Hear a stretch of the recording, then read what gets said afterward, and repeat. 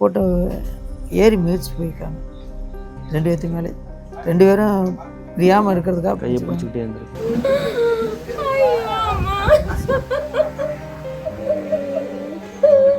Voice message வாட்ஸ்அப்பில் அனுப்பியிருக்காங்க. வாட்ஸ்அப்பில் எப்போ நான் மாமா இங்கே லேட் ஆகும் மாமா, விஜய் பார்த்துட்டு வரேன். ஏன் மாமா கும்பல்ல தான் இருக்கோம், இன்னும் விஜய் வரல, பார்த்துட்டு தான் வருவோம், நீங்க போய் சாப்பிட்றதா சாப்பிடுங்க.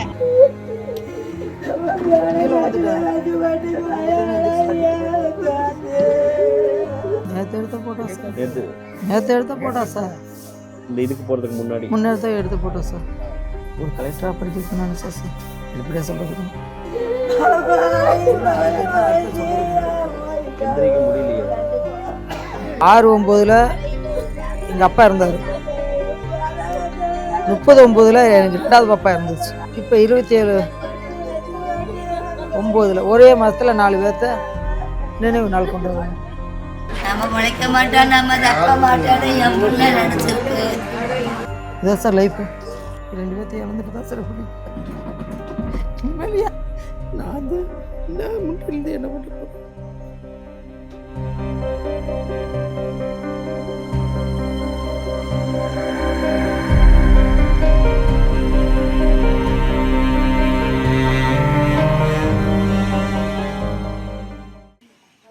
இறந்து போயிட்டு சரி. இதான் உங்கள் மனைவி பேருங்க? புரியுது. உங்களையும் கூப்பிட்டாங்களா போகலான்ட்டு? நீங்கள் என்ன சொன்னீங்க? என்ன ஆச்சு நேற்று? எனக்கு விருப்பம் இல்லை. எனக்கு கூட்டம் வந்து அதிகமாக வரும், நான் பார்க்குறதுக்கு விருப்பம் இல்லை. இதே வந்து எச்சரிக்கையாக தான் நான் போகணும் அப்படின்னு. இல்லை நான் போய்க்கிறேன் பார்த்துக்கிறேன் அப்படின்னாங்க.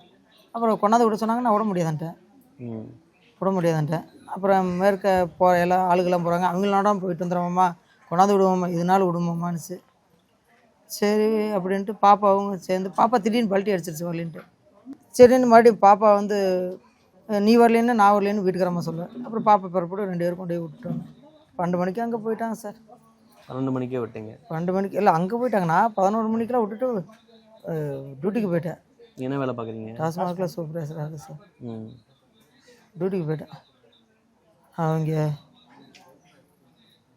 12 மணிக்கு போயிருக்காங்க. சரிம்மா.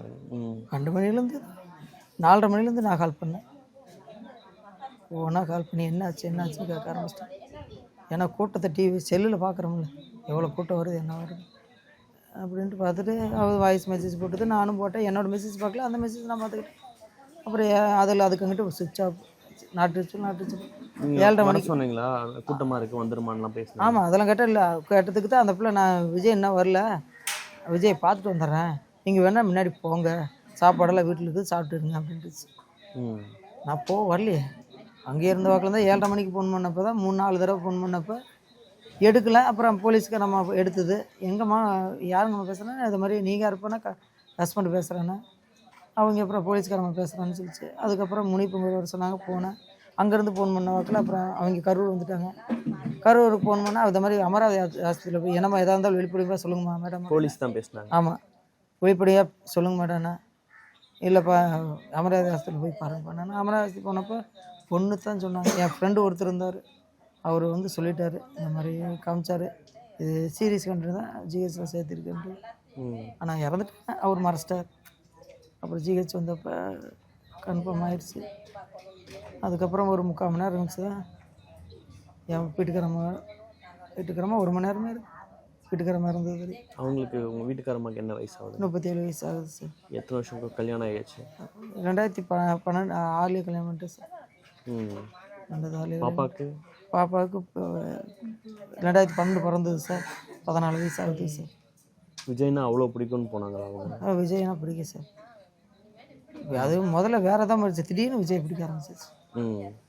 விஜய் பிடிக்கணும். அப்புறம் சரி போங்க, அவங்க ஆசை நிறைவேற்றுவாங்க. ஆனால் எச்சரிக்கையாக இப்படி தான் போயிட்டு வரணும், இப்படி தான் வரணும்னு வழிகாட்டியெல்லாம் பண்ணிட்டேன். அந்த வழிகாட்டுறது தவறால் அவங்க பயன்படுத்திட்டாங்க.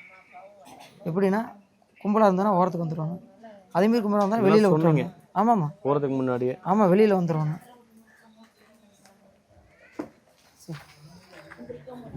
வெளியில் வந்துடுவானு எல்லாமே சொல்லி தான் சார் அனுப்பிவிட்டேன்.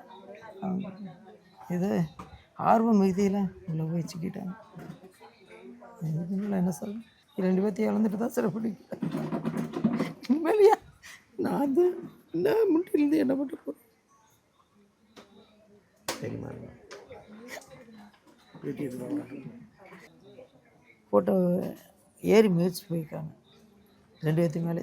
2 பேரும் பிரியாமல் இருக்கிறதுக்காக கையை பிடிச்சிக்கிட்டே இருந்திருக்கு. நம்மளாக இருந்தால் ஜென்ஸாக இருந்தால் கட்டி பிடிச்சிக்கிட்டு உழுகாத அளவுக்கு பார்த்துக்கணும். அவங்க 2 பேர் நிற்கிறப்ப யார் இப்போ ஜென்ஸை கட்டி பிடிப்பாங்க? கூச்சப்படாமல் அப்படி பிடிச்சிட்டு போயிருக்கணும். ஆனால் அந்த நேரத்துக்கு எகிரி முடிக்கவும் கீழே விழுந்துட்டாங்க. மேலே படப்பட என்ன நினைச்சதோ நம்ம முளைக்க மாட்டோம், நம்ம தப்ப மாட்டோன்னு என் புள்ள நினைச்சிருக்கு.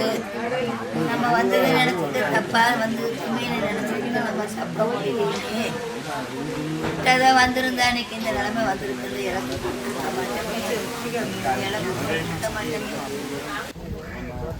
நீங்கள் மறுபடியும் கடைசியாக பேசும்போது என்ன உங்கள்கிட்ட பேசினாங்க? அதான் சார் அந்த 5 வந்து அவங்க வாய்ஸ் மெசேஜ் இருக்குது. அதான் அனுப்புகிறேன். வாய்ஸ் மெசேஜ் வாட்ஸ்அப்பில் அனுப்பியிருக்காங்க. வாட்ஸ்அப்பில் இப்போ நான் மாமா இங்கே லேட் ஆகும் மாமா, விஜயை பார்த்துட்டு வரேன், டவர் கிடைக்கல மாமா, நீங்கள் போய் வீட்டில் போய் சாப்பிட்டு இருங்க.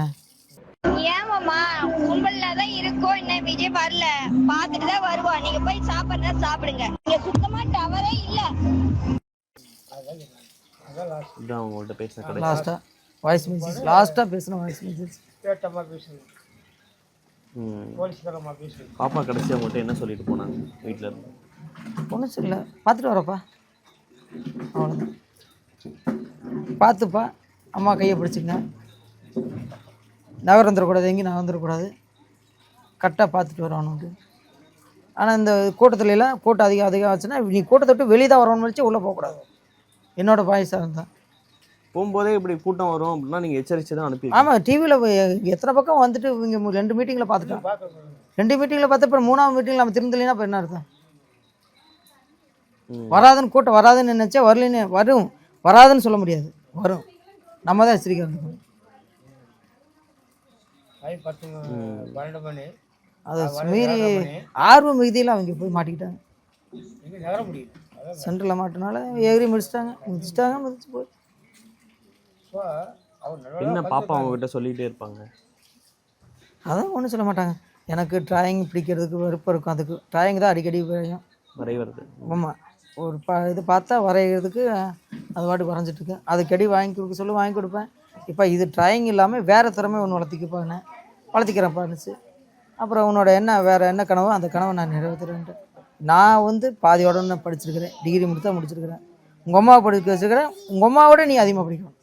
என்னோட அம்மாவை நீங்கள் தான் படிக்க வச்சிங்களா? ஆமாம் சார். அப்புறம் ஆமாம் sir, BA MA BEd Tamil English lower higher pass. இதெல்லாம் கல்யாணத்துக்கு அப்புறம் நீங்கள் படிக்க? ஆமாம் sir, lower higher pass. CEO exam, government computer exam அதுவும் பாஸ். இதான் பாப்பா. பாப்பா பேர் தர்ணிகா சார். நேற்று எடுத்த போட்டோ சார். நேற்று எடுத்த போட்டோ சார். இந்த இதுக்கு போகிறதுக்கு முன்னாடி தான் எடுத்த போட்டோ சார். நேற்று எடுத்த போட்டோ சார்.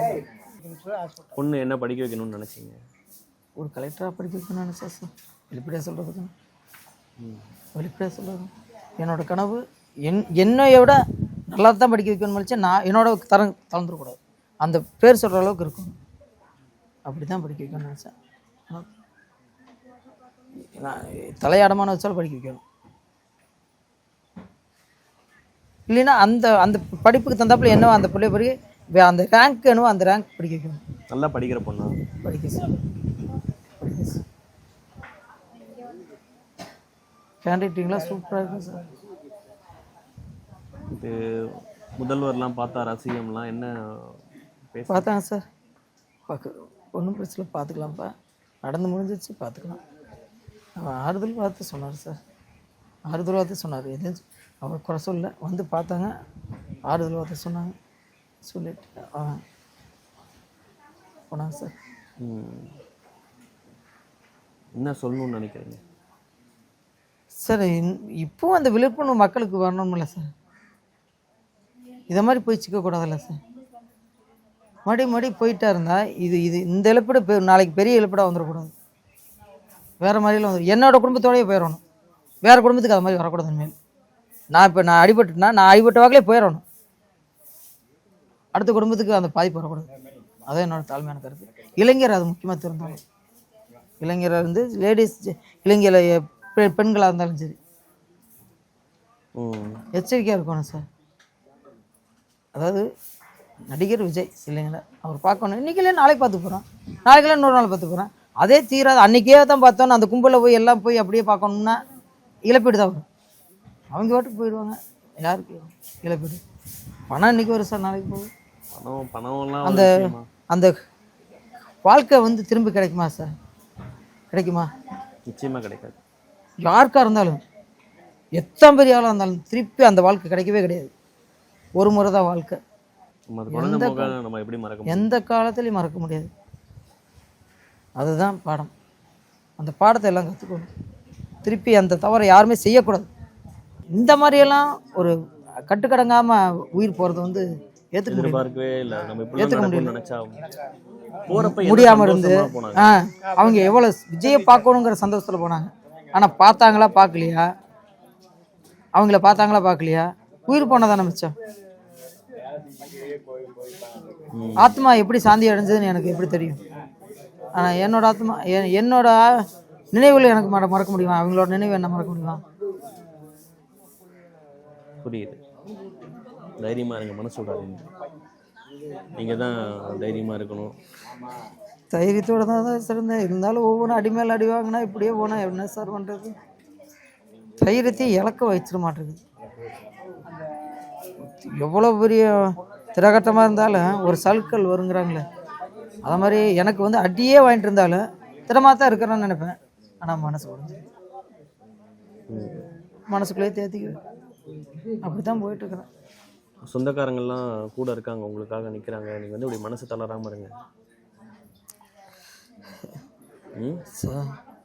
1000 தான் இருந்தாலும் கட்டி மனைவியும் பிள்ளையும் மாதிரி வந்து பார்ப்பாங்களா யாராவது? அதுக்கு மட்டும் சொல்லுங்கள் சார். நீங்கள் யாருமே இல்லை. அதுக்கு மட்டும் சொல்லுங்கள் சார். நீங்கள் யாருமே வர மாட்டாங்க. ஒரு நாள் இருப்பாங்க, 2 நாள் இருப்பாங்க. தம்பி போயிட்டு விட்டுமா, பார்த்துக்கிறியா? அவ்வளோதான் அவங்களோட லைஃப். அதுக்கப்புறம் யார் பாப்பா? யார் சார் பாப்பா? என்ன பதில் சொல்றதுன்னு தெரியல.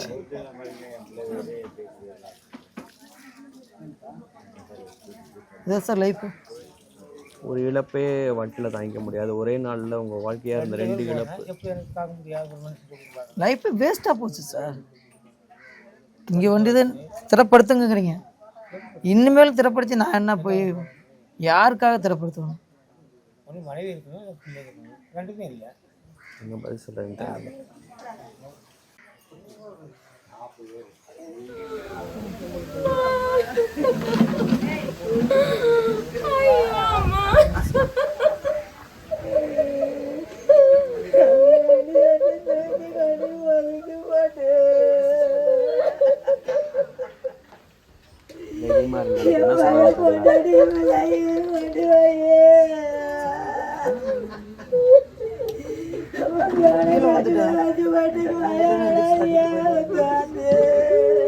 என்ன சார் பண்றது? இதுக்கு மேல என்ன சார் சொல்றேன்?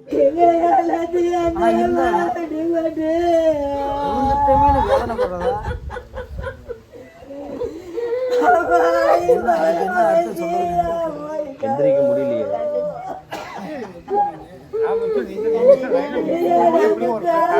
மேலும் மேலும் விழுந்தோம்னா எப்படி எந்திரிக்கணும்? இதான் சார் கேள்வி.